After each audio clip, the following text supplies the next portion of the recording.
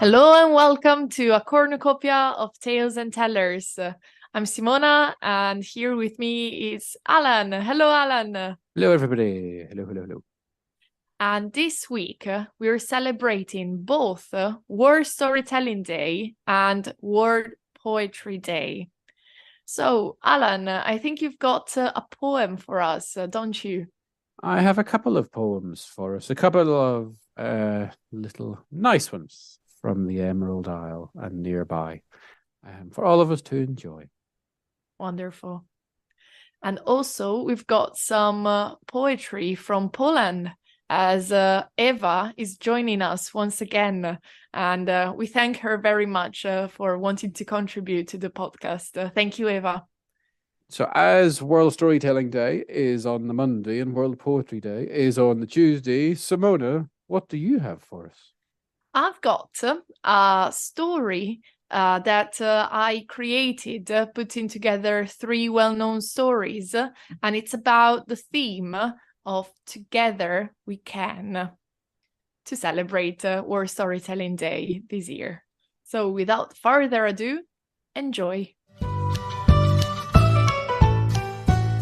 There were once three sisters who were kind, wise, and loved each other very much. They lived happily in a house with their father.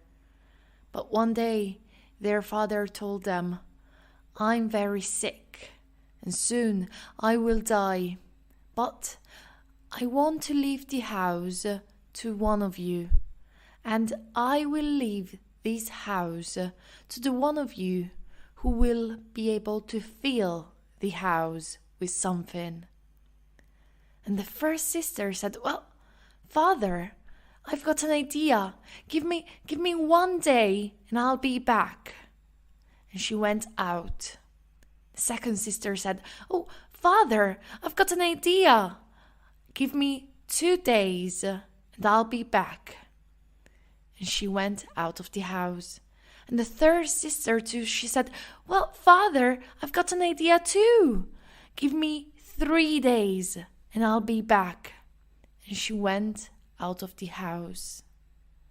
The following day, the first sister came back to the house. She had a bag with her, and when she entered the house, she opened the bag and she pulled out a candle. "Look, Father."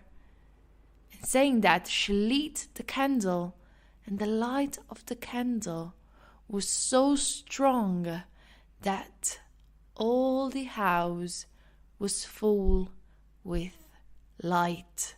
"Look, Father, look! I fill the house with light. The house is full." And her father looked around and he said, "Well, you're right. You fill the house with light. The house is full. Oh, daughter, the house is yours." And the first daughter smiled and she said, "Well, Father, let's wait and see. Let's wait and see. I'm sure my two sisters will think of something else." The following day, the second sister came back to the house.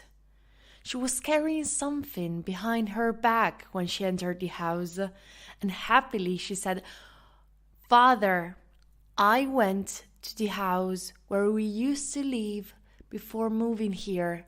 And do you remember the fiddle I used to play when we lived there? Well, guess what? I found it. I found it again. And now listen, please." And she took the fiddle from behind her back and she started playing such cheerful music that it made you want to dance. And after playing for a while, the second sister said, "Look, Father, I filled the house with music. The house is full." And her father, clapping his hands, looked around and said, "You're right. You fill the house with music. The house is full of music. The house is yours. And the second sister kept playing her fiddle. And she said, well, father, I'm sure my other sister will think of something else. Let's wait and see. Let's wait and see. And the following day, the third sister came back to the house. But when she entered the house, you could hear voices coming from outside. She was not alone, and soon people came into the room. Old family friends, who their father was very happy to see again. And soon the house was full of laughter and voices. And the third sister said, Father, look, I filled the house with laughter and joy. The house is full. And her father looked around and he said, well, daughter, you're right. You fill the house with joy and laughter. The house is full. The house is yours. But my first daughter filled the house with light. My second daughter filled the house with music. And you, my third daughter, you filled the house with joy and laughter. But who am I going to leave the house to? And the three sisters, the kind and wise three sisters, they looked at each other and they said to us, leave the house to the three of us together. We want to live in this house together because the house is better with light, music, and laughter. It's better because together we can.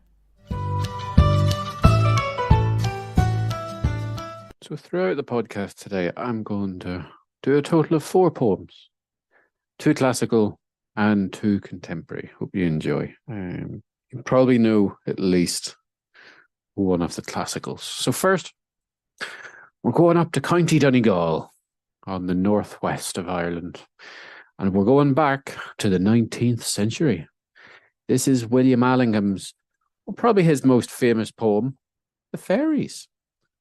He goes on about the supernatural world of the fairies. And this was back when there was a Celtic revival of sorts. There was a revival of our culture, our history, folklore, and the other people.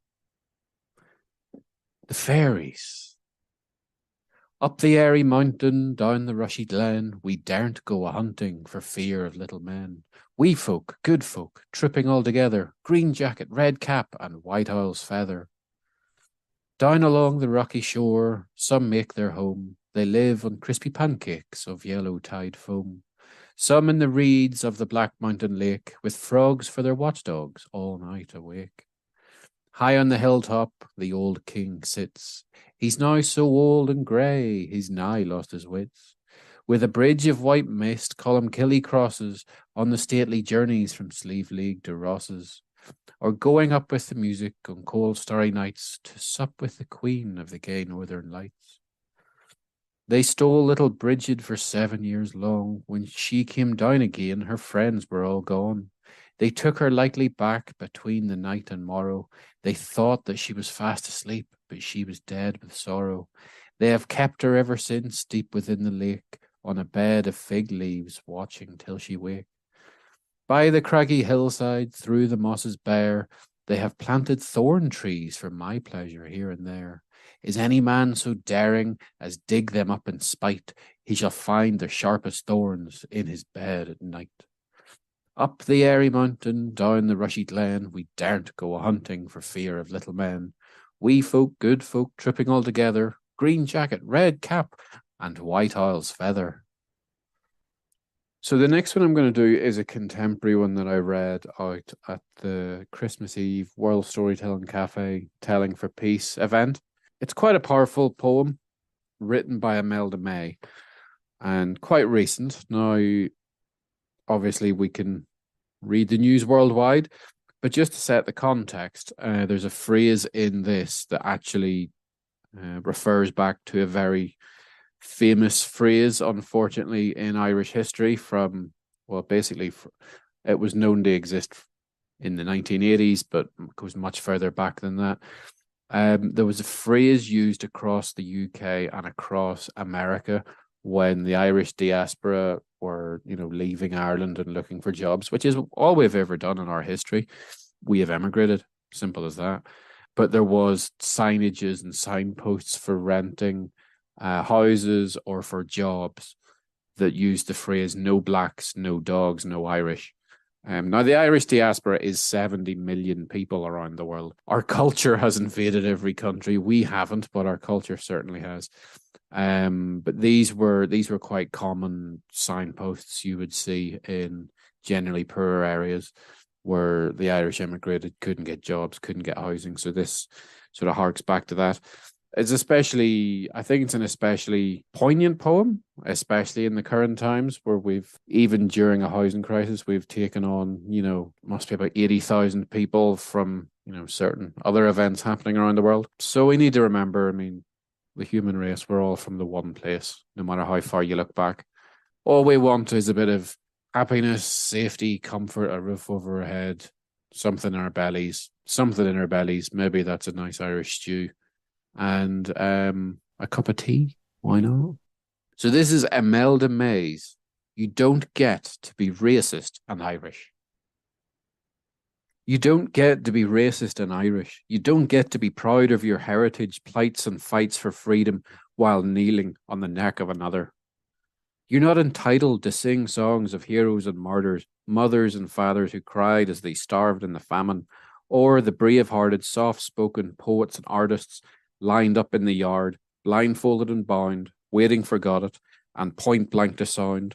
We immigrated, we took refuge, so cannot refuse, when it's our time, to return the favour, land stolen, spirits broken, bodies crushed and swollen, unholy tokens of Christ, nailed to a tree that you hang around your neck like a noose of the free, our colour pasty, our accents thick, hands like shovels from mortar and bricklaying, foundations of cities, now you stand upon, our suffering seeps from every stone, your opportunities arise from outstanding on the shoulders of our forefathers and foremothers, who bore your mother's mother. Our music is for the righteous, our joys have been earned. Well deserved and served to remind us to remember more blacks, more dogs, more Irish. Still labelled leprechauns, mixed paddies, louts, we're shouting to tell you our land, our law, are progressively out there. We're in a chrysalis, a state of emerging into a new and more beautiful era. 40 shades better, unanimous in our rainbow vote. We've found our stereotypical pot of gold, and my God, it's good. So join us, cause you don't get to be racist and Irish.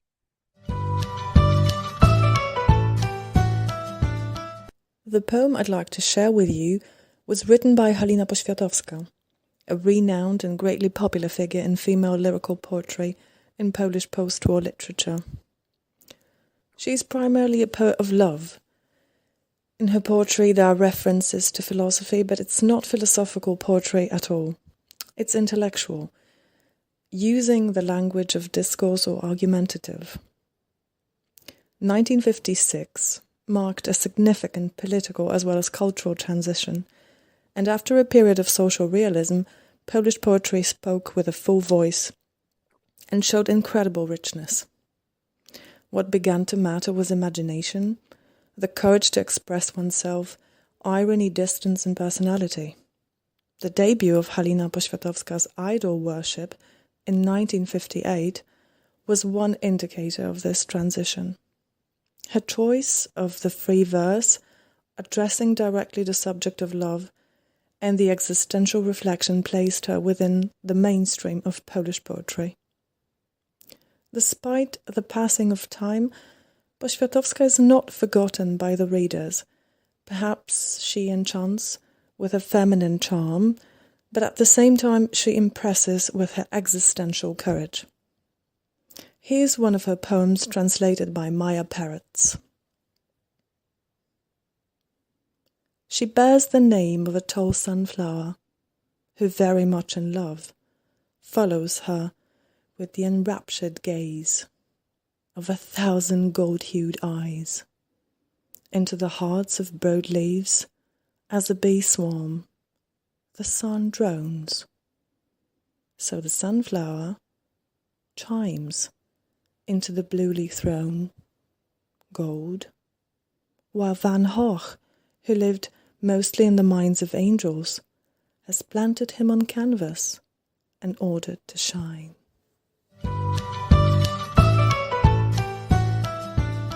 So from the same book of the last poem, I have an anthology. It's a compilation of poems. It's called One for Everyone, More Poems I Love, compiled by Kathleen Watkins. It's a really, really nice book. Picked it up in Cork. The next poem, it's just a nice little poem. It's you know those poems you read and it says, oh, that last word's nice. You know, that last line, yeah, that's nice. So I thought I'd do this one as well. This is Everything is Going to Be All Right by Derek Mahan. How should I not be glad to contemplate the clouds clearing beyond a dormer window and a high tide reflecting on the ceiling? There will be dying, but there is no need to go into that. The lines flow from the hand unbidden, and the hidden source is the watchful heart. The sun rises in spite of everything, and the far cities are beautiful and bright. I lie here in a riot of sunlight, watching the day break and the clouds flying. Everything is going to be all right. I'm going to finish on a classic by W.B. Yeats. We're going to go up to Sligo, and on Loch Gill there is the Lake Isle of Innisfree. I will arise and go now, and go to Innisfree, and a small cabin built there of clay and wattles made. 9 bean rows will I have there, a hive for the honeybee, and live alone in the bee-loud glade. And I shall have some peace there, for peace comes dropping slow, dropping from the veils of the morning to where the cricket sings. There midnight's all a glimmer, and noon a purple glow, and evening full of the linnet's wings. I will arise and go now, for always night and day I hear lake water lapping with low sounds by the shore. While I stand on the roadway or on pavements grey, I hear it in the deep heart's core. Gurab Mila Mahagat.